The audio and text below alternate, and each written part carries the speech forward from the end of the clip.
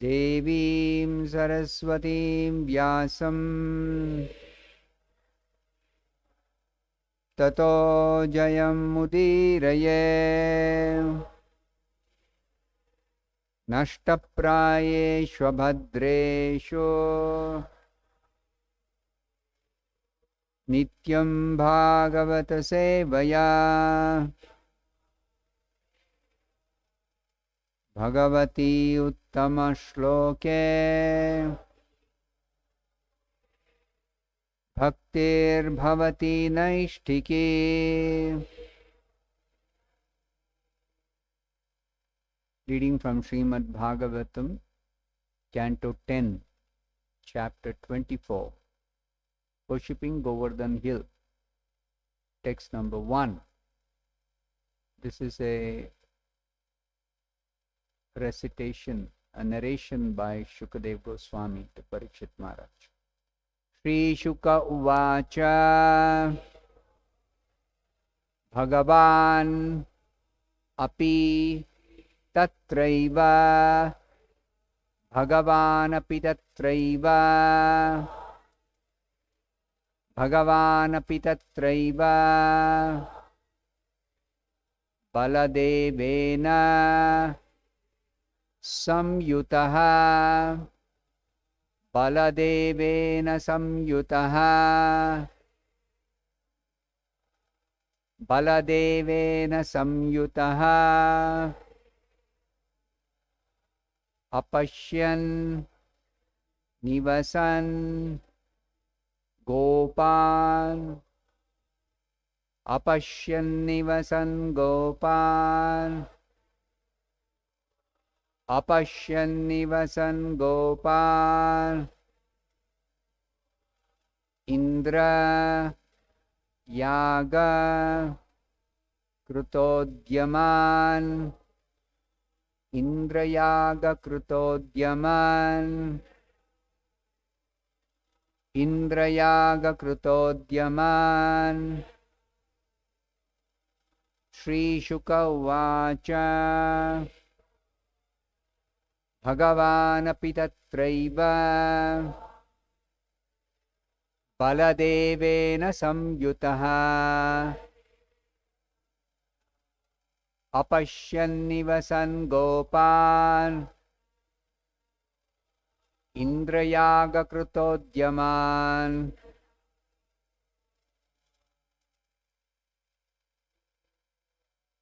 Shri Shuka Vacha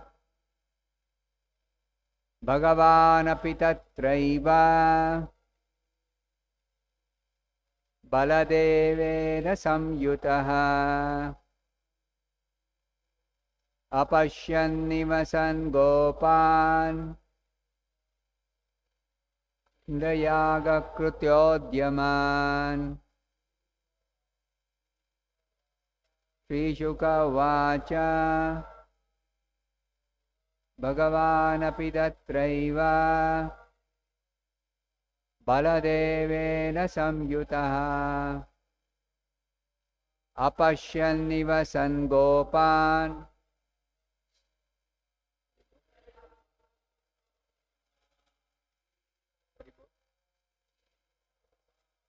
I want to read this translation, not this. Okay, don't display this. This alone will display.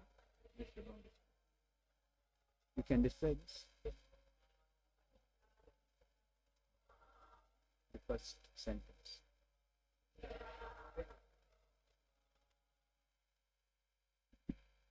Word for meaning. Shri Shukaha Vacha. Shri Shukadev Goswami said, Bhagavan, the Supreme Personality of Godhead, Api, also, Tatra Eva, in that same place, Baladevena, by Lord Balaram, Samyutaha, joined, Apashyat, saw, Nivasan, staying. Gopan, the cowherd men. Indra, for Indra, the king of heaven. Yaga, for the sake of a sacrifice. Krita, making. Udyaman, great endeavor. The translation of this verse I will read from Krishna book written by Srila Prabhupada.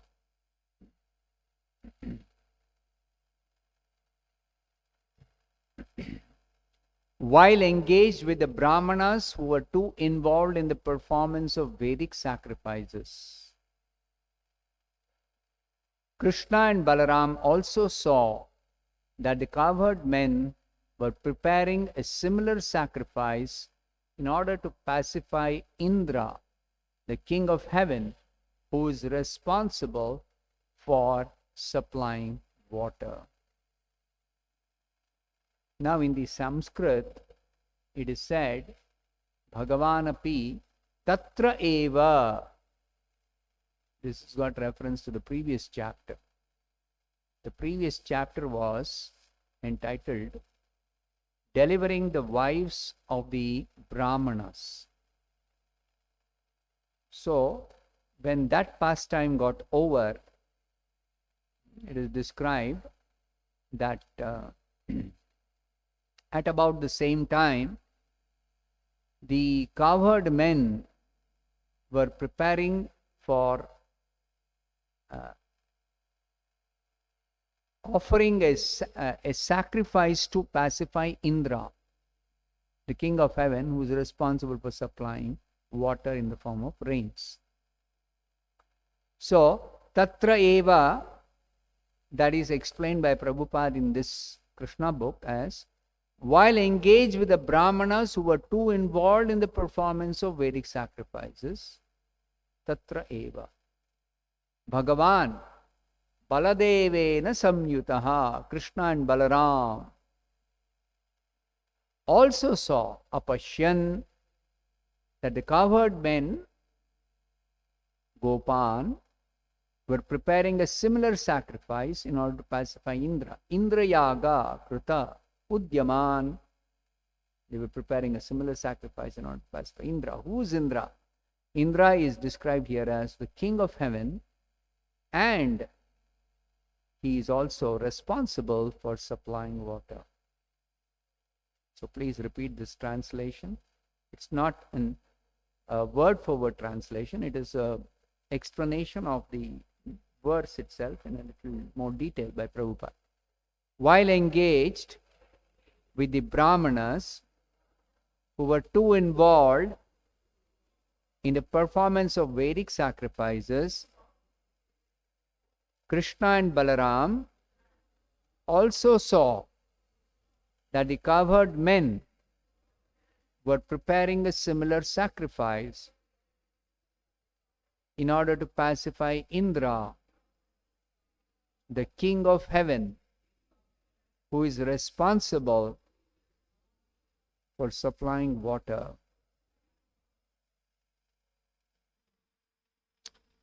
So this is the beginning of Shukadeva Goswami's narration of worshipping Govardhana hill. So the background is that Krishna and Balaram, they were performing this Leela of delivering their devotees, the wives of the Brahmanas, and enlightening the Brahmanas through their wives about the real purpose of all sacrifices. They also saw the cowherd men were preparing for a similar sacrifice to pacify Indra. Why similar sacrifice? Because the Brahmanas, they were doing a sacrifice in order to elevate themselves to heavenly planets. So with a material motive, they were doing a sacrifice. Now the cowherd men, they are not interested in any material benefit. They are pure devotees of Krishna. But still, as a tradition or a custom, they were every year offering a sacrifice to Indra, who is responsible for supplying water. As agriculturists and those engaged in cow protection, water is very essential for them. So, in order to pacify Indra, they arranged an Indra Yaga. They are busy arranging, making elaborate arrangements for Indra Yaga, a sacrifice to pacify Indra.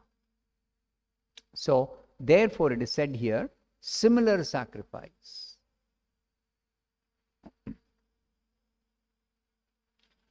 Now, Krishna wanted to stop all such activities by his devotees. Why? Because he wanted to establish firmly the principle of exclusive devotional service. What does Krishna say in Bhagavad Gita? Sarva dharman parityajya mam ekam sharanam vraja. And he tells this after telling, Manmana bhavamad bhakto madhyaji. He doesn't say worship demigods. He says worship me. Think of me. Become my devotee. Not become devoted to the devatas. Not worship devatas. So, in order to firmly establish exclusive devotional service, this is a characteristic of devotional service. Devotional service means exclusively worshipping Krishna. Their exclusive means not the devatas. Not the devatas. This is particularly important to understand because in the context of what is described in the Vedas, the bulk of the Vedas is describing demigod worship.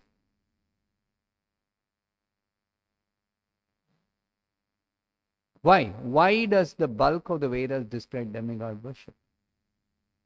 Because the Vedas begin from the point where people of this material world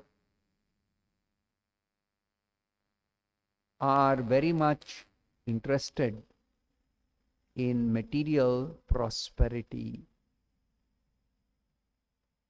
And among the people in general, the pious people seek direction from the Vedas for getting such material prosperity. So the Vedas give direction that without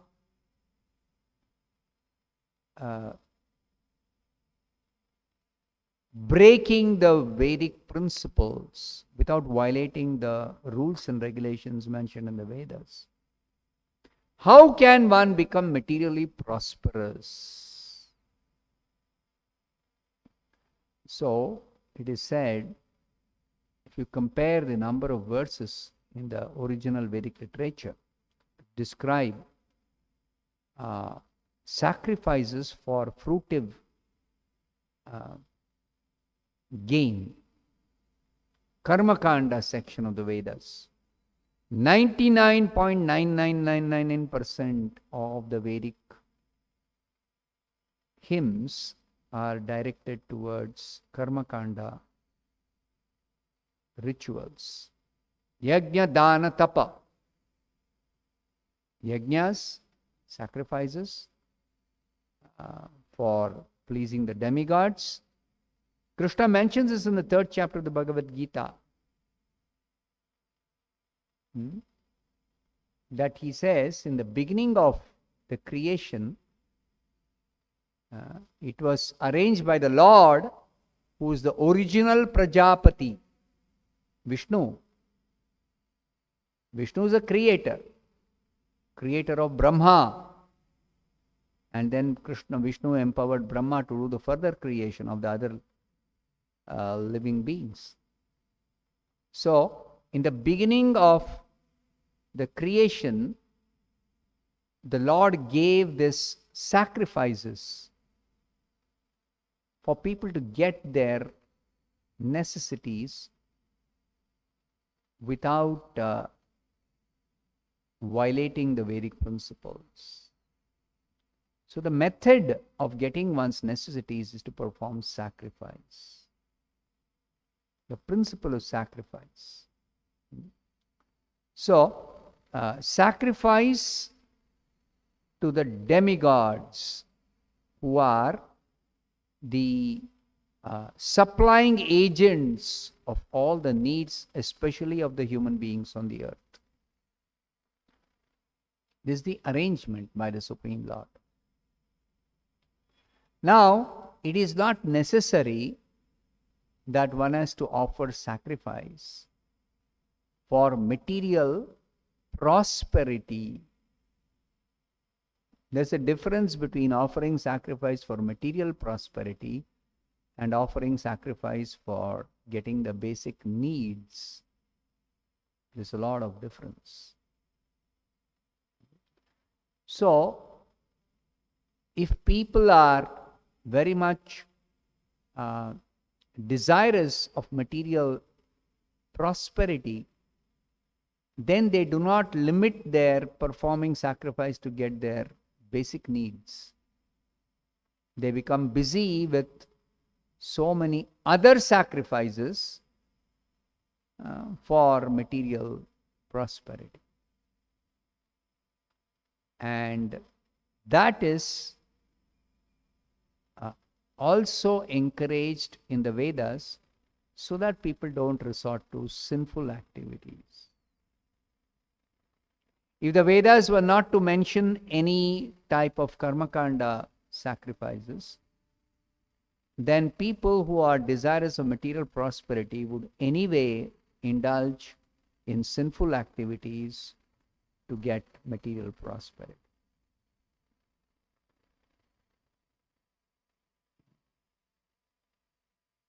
Just like the government does not encourage people to honestly earn money and become materially prosperous, then people will resort to dishonest means of anyway making money.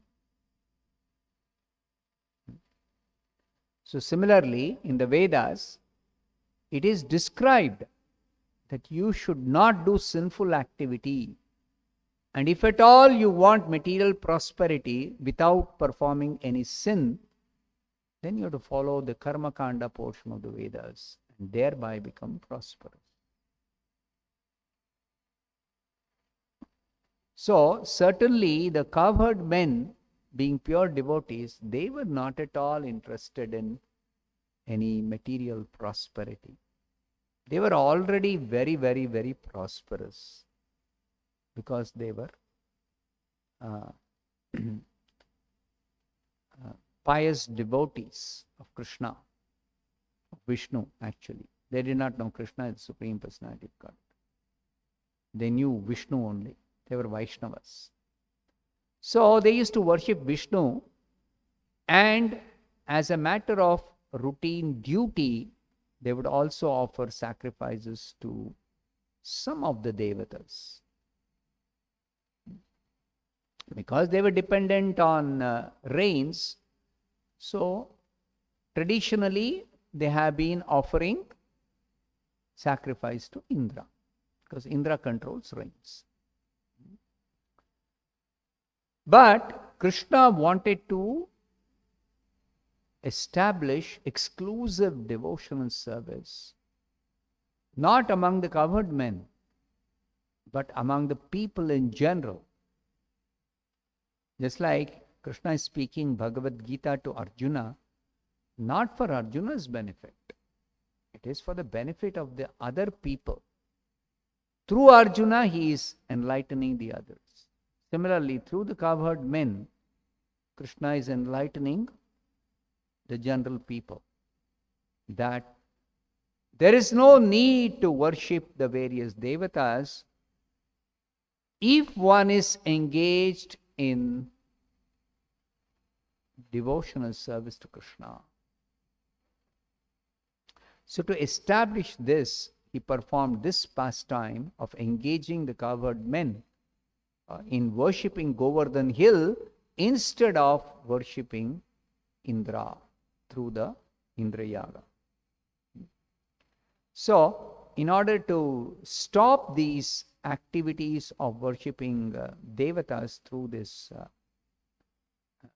sacrifice to the demigods, Krishna began to inquire from elderly personalities like Nanda Maharaj, his own father, and the others. Krishna asked, "My dear father, what is this arrangement going on for a great sacrifice? And what is the result of such sacrifice, and for whom is it meant? How is it performed? Will you kindly let me know?"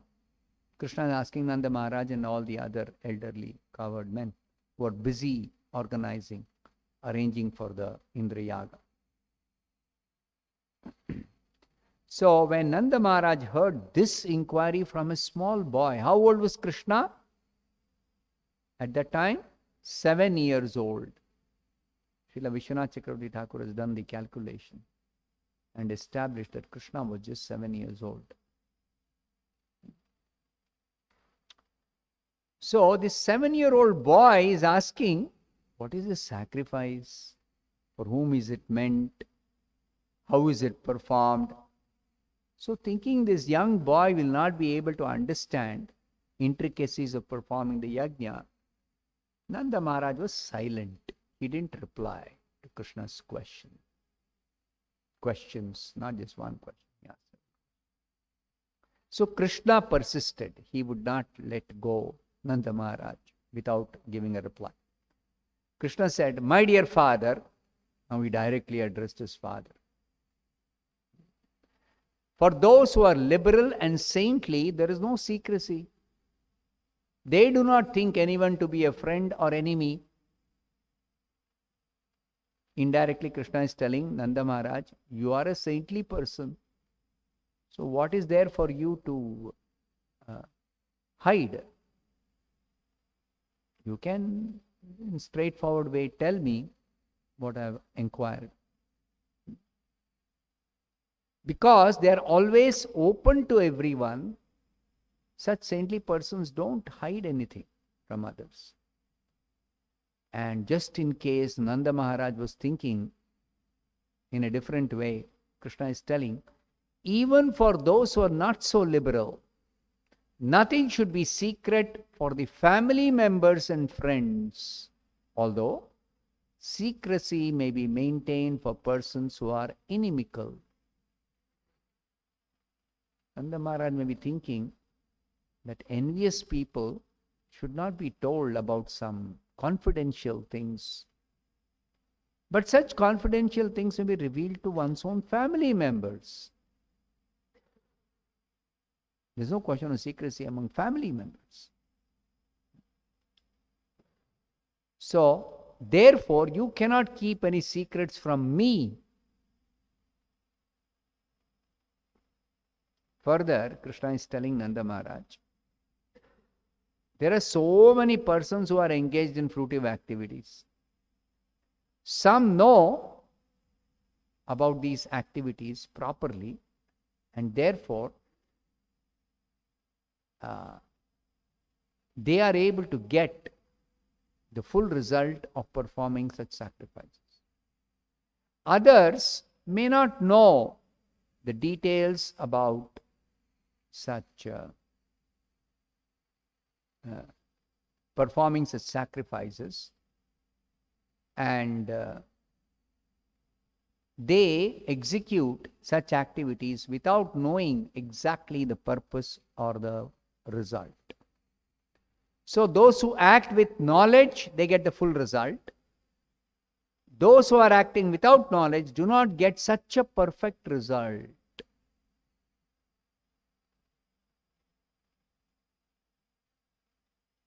Why so much elaborate description in the Bhagavatam about the science of devotional service? Why so much details?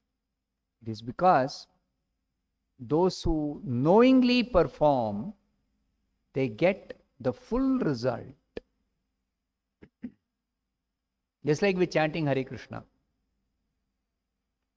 If we don't chant with proper understanding, it is said here, we will not get the full result. Just like Chaitanya Charitamrita says, even if one chants for millions of lifetimes, but if one does not avoid offenses, you will not get Krishna Prema. You see? Same thing.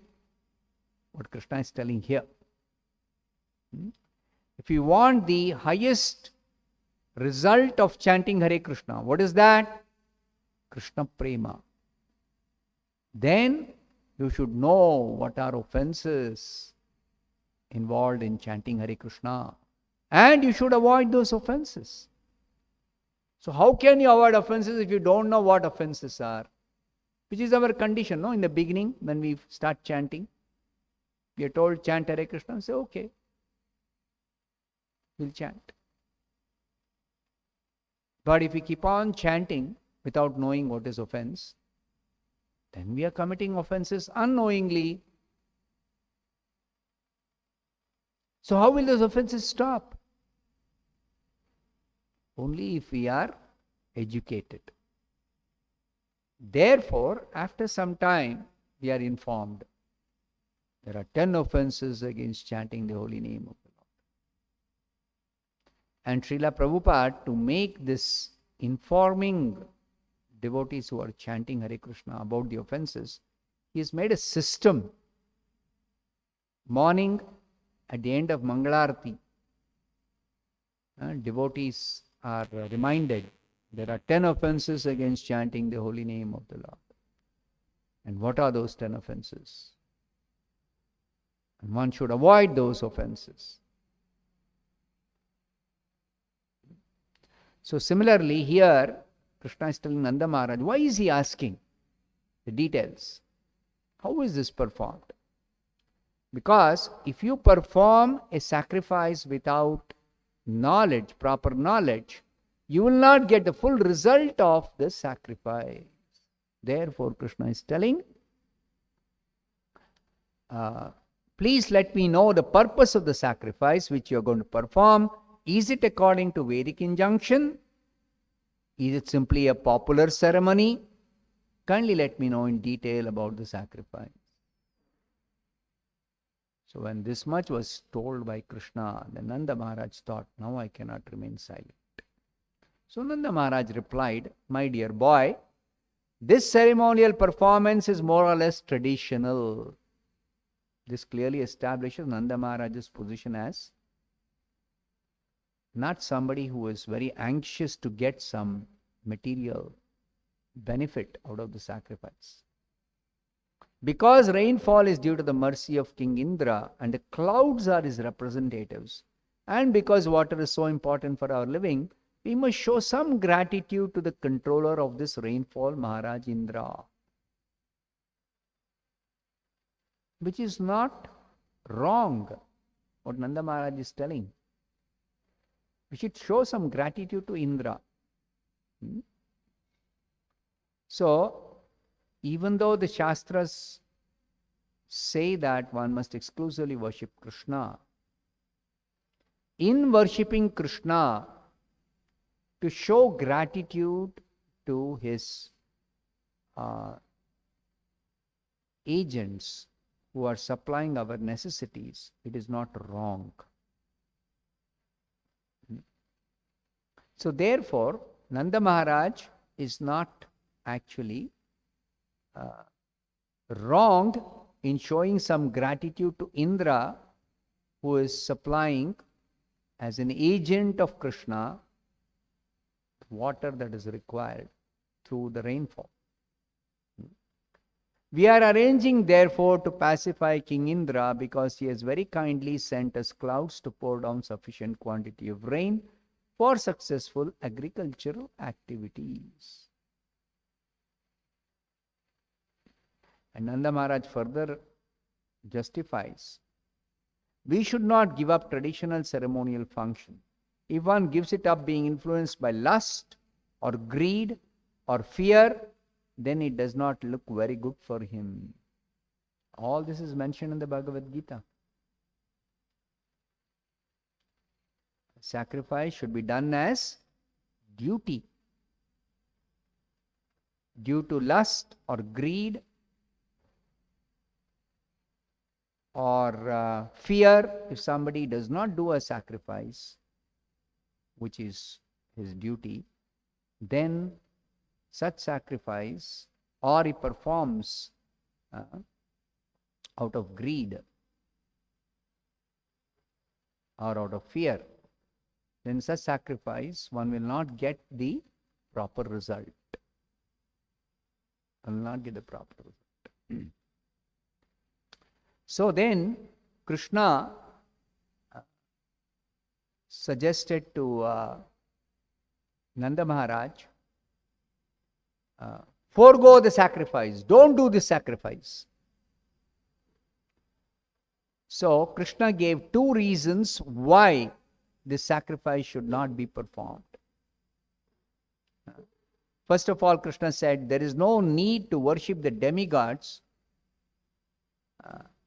because all results derived by worshipping demigods are simply temporary. Only the less intelligent are interested in temporary results. This is explained in the 7th chapter of the Bhagavad Gita. Antavattu phalam tesham tad bhavati alpamedhasam.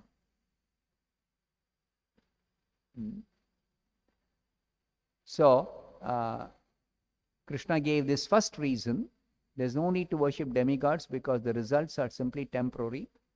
And only less intelligent persons are interested in temporal results. The second reason Krishna gave why demigods need not be worshipped is that whatever temporary result even are derived by worshipping demigods is actually granted by the permission of the Supreme Personality of Godhead. This is also explained in the Bhagavad Gita. As Prabhupada quotes here. It is clearly stated in the Bhagavad Gita, Mayaiva vihitan hitan.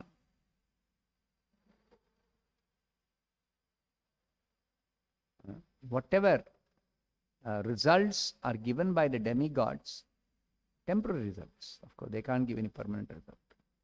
Temporary results also are given after permission is granted by the Supreme Personality of God. So, whatever benefit is supposed to be derived from the demigods is actually bestowed by whom? By Krishna, by Vishnu, by the Supreme Personality of Godhead. So, therefore, Krishna is telling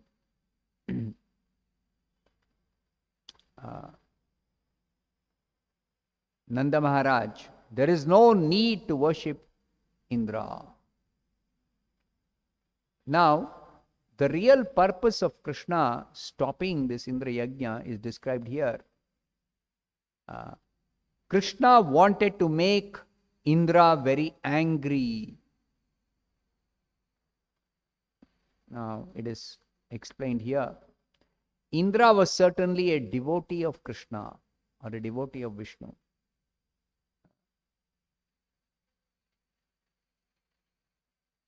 But because Indra had become very proud and puffed up, Krishna wanted to teach him a lesson.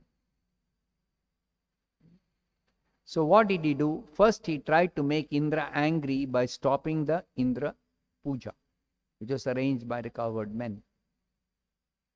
So what did Krishna do? He began to talk as if he were supporting the atheistic philosophy called Karma Mimamsa.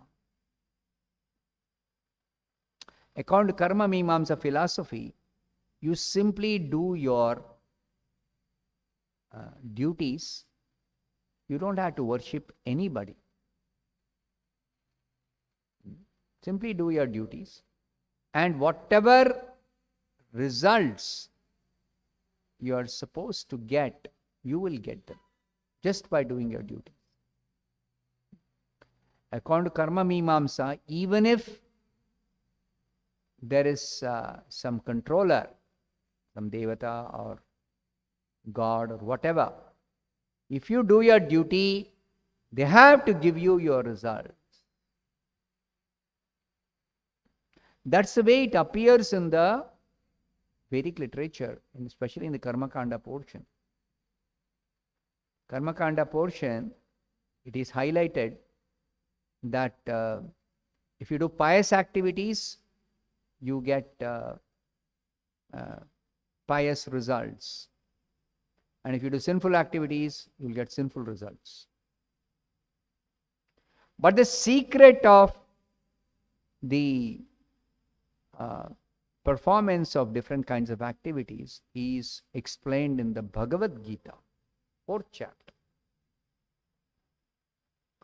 Karmano yapi bodhavyam cha vikarmanaha akarmanascha bodhavyam gahana karmano gatihi.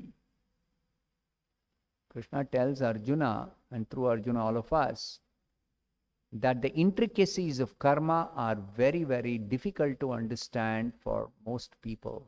Gahana karmano gatihi. Because there are not just two types of activities a person can perform. Krishna says there are 3 types of activities. Is it not? Before coming to Krishna consciousness, did you know 3 types of activities or only 2? 2 types of activities are pious activities and sinful activities. So most people's understanding is, Vedas say what you should do and what you should not do. What you should do is called pious activity, and what you should not do is called sinful activity. So Vedas are describing pious activities and sinful activities. You should not do sinful activities, you should do pious activities. If you do sinful activities, then you have to suffer sinful reactions. Is it not? But Bhagavad Gita, confidential knowledge is given by Krishna. Not only Bhagavad Gita, even the Vedas, it is given. The 3rd type of activity called akarma, activities for which there is no material reaction, neither sinful result nor pious result. What is that? That is devotional service which gives only a transcendental benefit, which liberates you from material bondage. It does not create further bondage. So that is revealed by Krishna in the Bhagavad Gita, and also revealed by Krishna in the Vedas, in the portion of the Vedas which are called Upasana Kanda. Karma Kanda, Jnana Kanda, Upasana Kanda. 3 different portions of the Vedas. So Karma Kanda is the bulk of the Vedas. Then among the remaining small, tiny portion, again, that remaining tiny portion also, most of that remaining portion is dedicated for describing Jnana Kanda.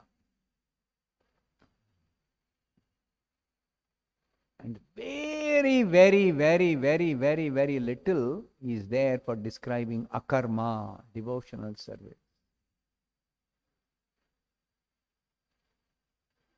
So therefore, this confidential knowledge which is for those who are done with karma kanda and jnana kanda. Such people are very, very, very rare, very less people. And they are directly interested only in devotional service. What kind of devotional service? Pure devotional service. So Krishna wanted to establish pure devotional service. So therefore, he told the Brajavasis that don't worship Indra. So Nanda Maharaj, when he heard that Krishna is telling we should worship Govardhana hill and the Brahmanas and the cows, through whom we are getting all our necessities. So Nanda Maharaj thought that now I have to satisfy this demand by Krishna. So he said, I'll make separate arrangements for you to worship the Govardhana hill and the Brahmanas and the cows. I'll make separate arrangements. Don't worry. So then Krishna actually said, there is no time to make separate arrangements. Whatever arrangements you have done for Indra Yaga, same arrangements you utilize for worshipping Govardhana hill and the Brahmanas and the cows. So, out of love for Krishna, the cowherd men headed by Nanda Maharaj, they simply agreed to Krishna's proposal to not make separate arrangements but use the same arrangements. So the net result was no Indra Yaga out of all the arrangements that were done. Simply worship Govardhana hill and the cows and the Brahmanas. Now these Brahmanas who were worshipped should not be mistaken to be the kind of Brahmanas we find in Kali Yuga. Unqualified Brahmanas. No. They were highly qualified and they were basically Vaishnavas. Because every Brahmana, regardless of his background, will always worship Saligram Shila. Saligram Shila is nothing but Vishnu, another form of Vishnu. So, every Brahmana is supposed to be engaged in Vishnu worship primarily. The Saligram Shila Puja or worship of Vishnu is primary for a Brahmana. So, by this we can understand every Brahmana is actually a Vaishnava. But some Brahmanas, because of greed or because of some misunderstanding, they give less importance to Vishnu worship to the extent that they almost neglect Vishnu worship and they give prominence to worship of Shiva or Durga or Ganesha, as we see nowadays, Kartikeya, like that.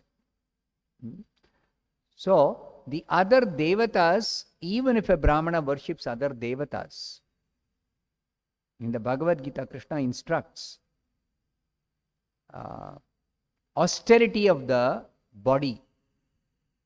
Deva Dvija Guru Prajna Pujanam. Worship of 4 categories of personalities Krishna mentions as austerity of the body in the mode of goodness. Deva refers to the Supreme Personality of Godhead, Krishna or Vishnu. First, what does he mention? Worship of Vishnu. Because Vishnu is the ultimate source of everyone and everything. Deva Dvija, then Brahmanas. What kind of Brahmanas? Vaishnavas, not non-Vaishnava Brahmanas, no. Deva, Dvija, Guru, the spiritual master, Prajna, respectable superiors like parents and other elders. So, in this order, if you see, worship of Vishnu and Vaishnavas is most important among all types of worship. Worship of Vishnu and Vaishnavas. So, therefore, the Krishna arranged or directed Nanda Maharaj worship Govardhan hill and worship. Now later on, I don't have time to describe the full pastime, but later on it was described that when all the arrangements were made for worshipping Govardhan hill, then Krishna assumed a form to accept all the eatables that were prepared by the Brajavasis.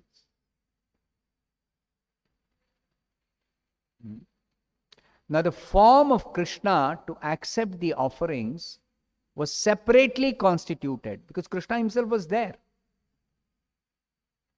engaged in worshipping Govardhan hill along with the Brajavasis. So, from the description here, we understand Govardhan